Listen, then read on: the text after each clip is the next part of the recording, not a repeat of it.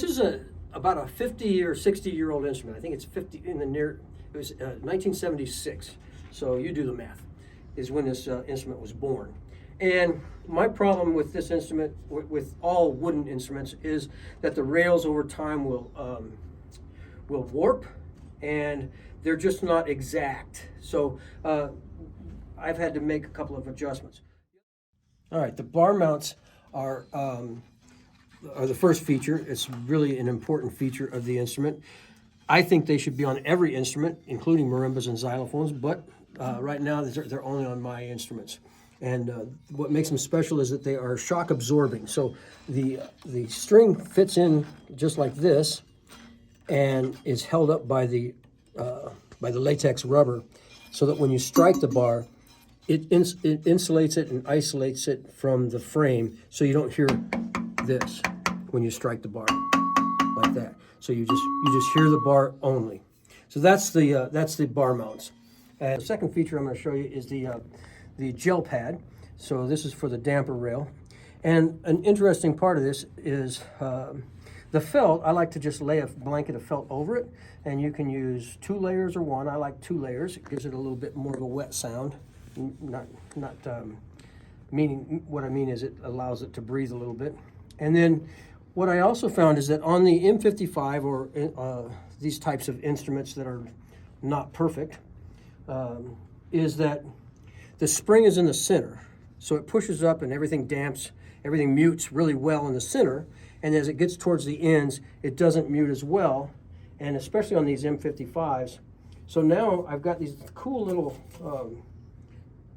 gel additives that I can look like little shims. And what I've done is I take the end of it, the very end piece here didn't dampen well. And so I put an extra little shim underneath it so I can bring that up and give it a little bit, and it really worked nicely. I stick it underneath, it sticks to it, and then I put my felt over that, and it worked really well. So that's a new little. All right, so the next part of this is that with this instrument, and I've seen many instruments that have the same problem, the resonators, the fans here, as you're playing, if you play with heavy mallets, like Albright mallets, or if you play like hard, like I do, the bars can have a tendency to bounce into these fans. So I wanted to move the fans or the resonators down just a hair, just a little bit. And so I eliminated what comes with this and replaced it with a height adjustable resonator mounting system. And so what I do is I can turn this, and then I can lower the resonator. If you want to come up here and look, you can see these parts here that actually hold it. See there? And I can adjust these and get them exactly the height that I want. So I can get them as close to the bar as possible, which is always good, but far enough away from it that it doesn't bump these fans. This is a really cool feature, and it also makes it easier to take the resonators off than the typical type. It's a much better system than what Musser is putting on their instruments. And it just, and actually, let me take that off so I can show you how it glides. So this is just that.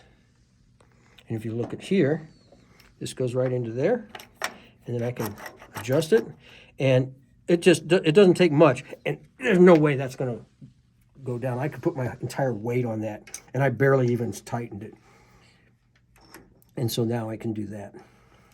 I also, on this instrument, to give it just a little bit more room on the high end, I did go ahead and take a chisel, and I chiseled away a little bit down into here where the bed for the resonator bed is. I took about 1/8 of an inch off just to bring it down on the high end. All right, so the embraces, I call them the embraces because when I first came up with these, they create the letter M, and I made them for the M55, the Musser M55, which now if you look at it, kind of abstractly makes the letter M. And so I call them the embraces because it also embraces the instrument. So I want to demonstrate how effective these positioning, the positioning is on the instrument. And without the embraces, which is how these are typically go out of the factory, you'll notice that it does this. It's parallelogramming. And so that is, I mean, if you can see my finger, that's very little. And I see instruments all the time that do this. Musser has put a slight adjustment to it that helps. After I started working there 20 some years ago and had it on the Piper Vibe, now they put it on the M55s, but it's not quite as rigid as what I like. And so I make these embraces for these instruments and put them on here. All right, so I've got the embraces back in place here, and basically they just fit into the slot just like that. And then once I tighten them down, and these handles also, you can change the angle of the handle by pulling it up and turning it. That does not turn the screw inside, and so I can do that and change this to any angle without changing the screw. And then this one is down. I'm going to put that one on, and then you can see it's solid. See how rigid that is? That way while you're pedaling, you're not rocking back and forth and parallelogramming. That's the embraces. All right, so the pedal is, I really like this pedal. It's very comfortable, and it's totally silent. That was this, but it's completely silent.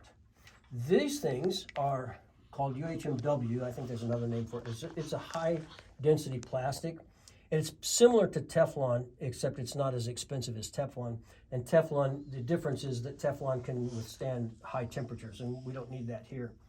And what this does is it's slippery. So I have, this is the way this works. I can, well, yeah. So I can move my hinge here, and you'll see that there's a stainless steel pin.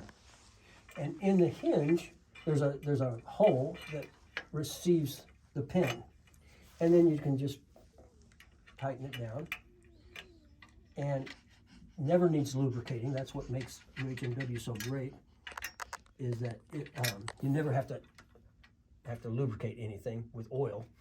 I can remember I used to play at parties, and I would go into these rich people's homes on their beautiful rugs where I'd play, and I'd leak oil with my M55 from the pedal. And so now that's not necessary. But anyway, the pedal, you'll notice, is off center, which, why is that? Well, that's obvious, because most people pedal with their right foot. If you do pedal with your left foot, you can always do it left. You can change it around. And so you're off to the right, and then you've got this nice long pedal, wide pedal, so that no matter where you stand with the instrument, you're always comfortable in playing the instrument with your right foot. Or, if, like I say, if you wanted to change it around, you can change it around to your left foot. And also, if I wanted to, I think Jen Martinez wanted to be able to pedal with either foot. So I made hers long, and I made it, on both sides. But you don't need a pedal in the center, because then to stand comfortably, you're standing to the left side. That's why the pedal is off center. I use this is basically a rescue rope. It's rated for, I believe, 4,000 pounds, doubled like this. So it's never going to break. It never stretches. It is completely, and this little guy here that I got at Home Depot is fantastic. It doesn't slip. It works every time, and I can adjust it that way. So it is very, very effective. That's the pedal. The casters that I use now are medical casters. I learned about them working in the hospital, working in the ER, and I noticed that they roll real well, and they're lightweight, and I just absolutely love them. These things roll wonderfully. And the way I mounted them to the M55 leg frame, which this is the one thing that Musser makes that I think is just awesome, their legs. They're very thin-walled, they're so lightweight, but they're very strong. The problem is that the casters that they use are terrible.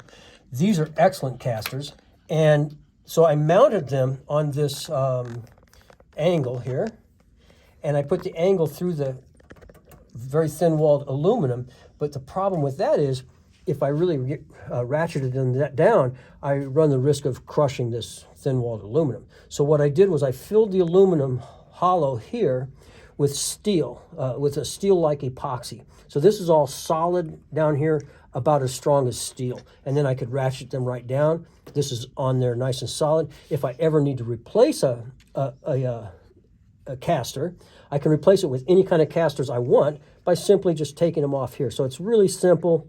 It's very friendly for the user, and you can use whatever casters you want with it, but these are the best. On the casters, not only do they have locking brake so that the wheel doesn't turn, but also locking swivel. So when so that you don't get that, you get that extra little solid frame by locking that swivel also. Okay. So there it is. And then there it is, solid. This little piece is really a cool little thing. I call it, it's just a splint is what it is. But what I noticed was when I had the instrument, before I fixed it, the bars on the sharps and flats were almost touching the bars on the naturals. So I had this rail right here was warped, and it was coming in and causing these to be too close together this way. So what I did was I created this splint, and I can take my Allen screw and come down here to this, and I can turn the Allen screw like this. I don't need to now, I've got it where I want it. But I can turn it like this, and it will spread these apart, and it created a perfect gap between the two. And so it straightened out this warped rail by simply by splinting the two together.